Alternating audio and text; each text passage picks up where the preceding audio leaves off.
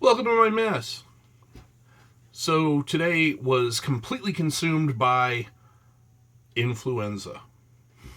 My youngest daughter has come down with a case of the flu, and I took her to uh, the, what would they call them? Um, I forget the name of them. Anyway, I took her to the nurse practitioner, and she was confirmed, as we thought she might have strep, but we wanted to make sure we knew what it was, give it a name, right? And the strep test came back negative, so they did a influenza test, and she has influenza. Now, we all had the vaccines this year, um, and apparently they're more effective than they were a couple of years ago, where people were up and dying because they were getting the flu. They just completely missed it. Um, they missed the strains that were going to be coming and hitting us.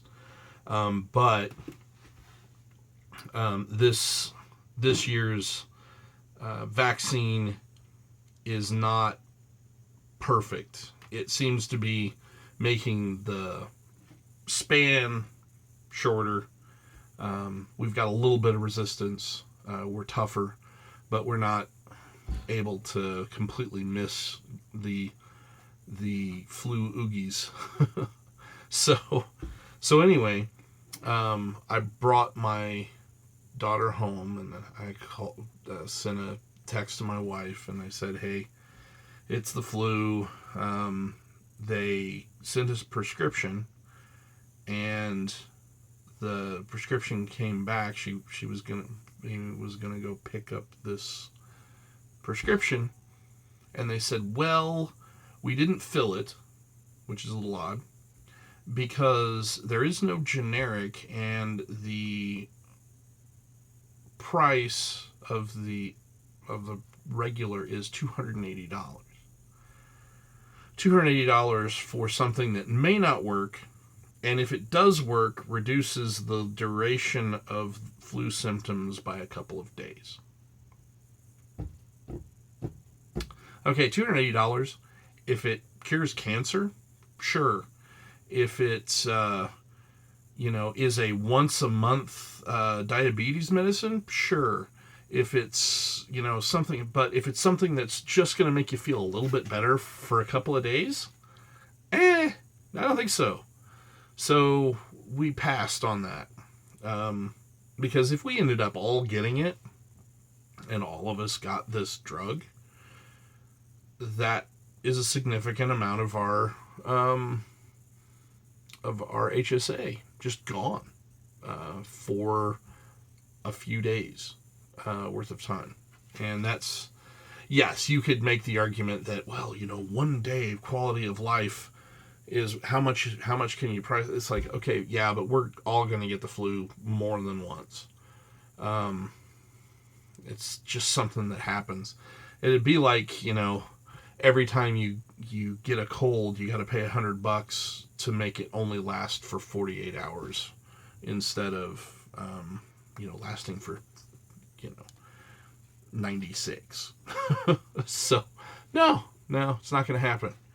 Well, that's kind of one of the crazy things about our medical system as a whole, is we really are spending an awful lot of money on the minor things. I mean, sure, people die of the flu, but this particular drug does not prevent that from happening, apparently.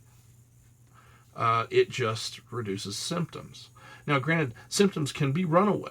You can be in a situation where you have the flu and your temperature rises up to 107 and you're out like a light.